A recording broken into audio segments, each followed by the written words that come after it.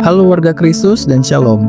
Apakah kita sedang melihat Indonesia memasuki masa yang gelap? Pemotongan anggaran pendidikan, ketidakpastian ekonomi, dan keresahan di berbagai lapisan masyarakat membuat kita bertanya-tanya, apakah ada harapan bagi bangsa ini? Hari ini kita akan membahas apa itu tagar Indonesia gelap, apa yang menyebabkan keresahan ini, bagaimana pandangan Alkitab, dan apa yang bisa kita lakukan sebagai orang Kristen untuk menghadapi tantangan ini. Namun sebelum pembahasan, jangan lupa di-subscribe dan tekan notifikasi loncengnya agar mendapat info video terbaru dari kami. Oke?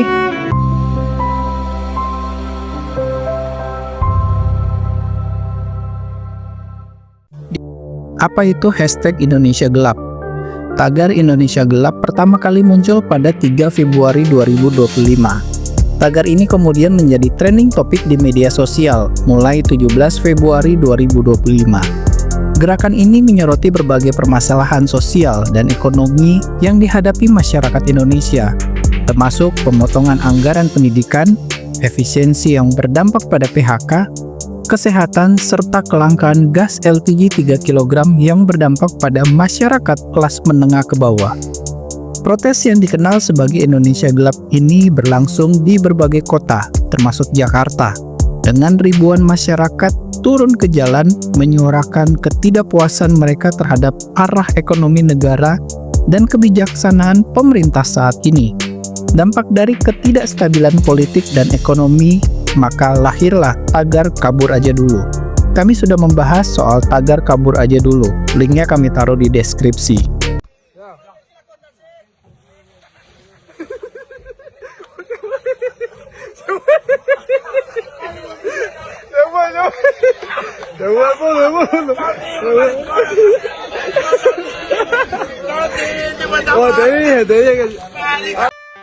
Kebijakan pemerintah apa yang menjadi pokok permasalahan?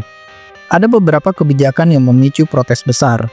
Pemotongan anggaran pendidikan menyebabkan banyak program beasiswa dan fasilitas akademik terancam.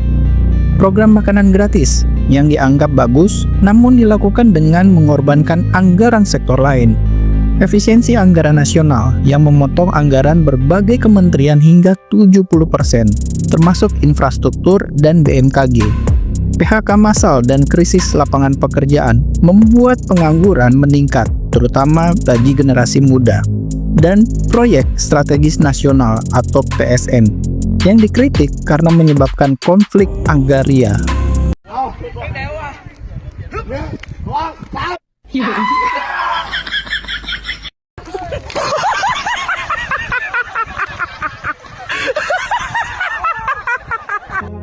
Apa respon pemerintah? Pemerintah menanggapi keresahan ini dengan beberapa pernyataan. Luhut Binsar Panjaitan menegaskan bahwa Indonesia tidak gelap dan meminta masyarakat tetap optimis. Menteri Sekretaris Negara mengatakan mahasiswa harus memahami kebijakan pemerintah lebih dalam. Mahfud MD mengakui kritik masyarakat tetapi meminta melihat sisi positifnya. Ahmad Muzzaini, Ketua MPR, mengatakan bahwa protes adalah bagian dari demokrasi yang sehat. Namun bagi masyarakat, jawaban ini belum cukup menenangkan dan tidak menjawab langsung tuntutan mereka. Kasih rata terus, fokus terus, terus, nggak lepas hitam merah. Ya oke. Angkat naik. Angkat lagi naik. Masih mau naik. Ya. Lagi. Masih mau naik.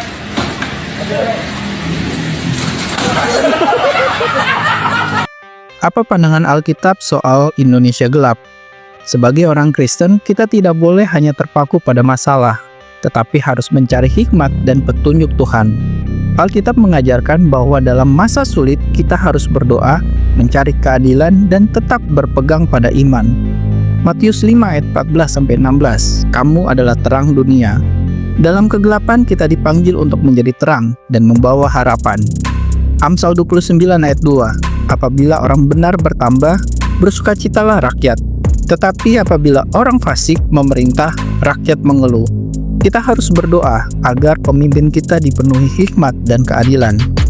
Yeremia 29 ayat 7, usahakanlah kesejahteraan kota kemana kamu aku buang. dan berdoalah untuk kota itu kepada Tuhan, sebab kesejahteraannya adalah kesejahteraanmu. Artinya, kita dipanggil untuk berkontribusi, bukan hanya mengeluh.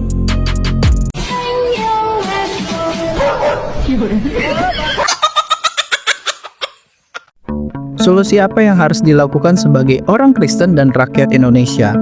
Sebagai orang percaya, kita punya peran aktif dalam mengatasi masa sulit ini. Berdoa dan berseru kepada Tuhan. Ya, walaupun ini nasihat klasik.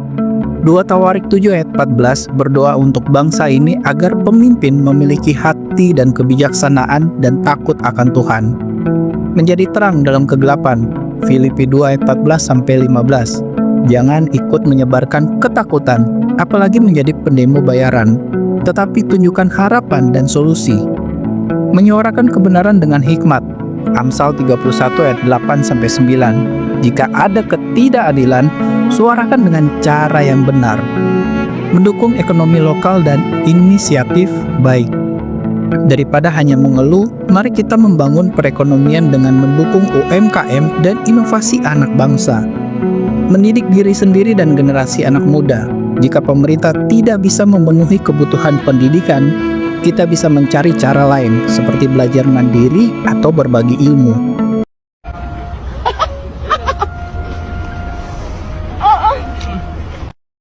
Kesimpulan, warga Kristus yang diberkati, kita memang melihat situasi yang sulit. Tetapi jangan lupa, Tuhan tetap memegang kendali. Indonesia tidak benar-benar gelap. Selama kita mau menjadi terang, jangan biarkan ketakutan menguasai kita. Tetapi marilah kita berdoa, bertindak dengan bijaksana, dan membawa harapan bagi bangsa ini. Lalu sebagai gereja, apa yang harus dilakukan? Apakah masih menggelapkan jemaatnya, atau gereja mempunyai solusi lain? Tulis pandangan kalian di kolom komentar, kita diskusi bersama. Sampai di sini dulu pembahasan kita tentang tagar Indonesia gelap, tetap hidup di dalam terang. Tuhan Yesus memberkati dan keep on fire.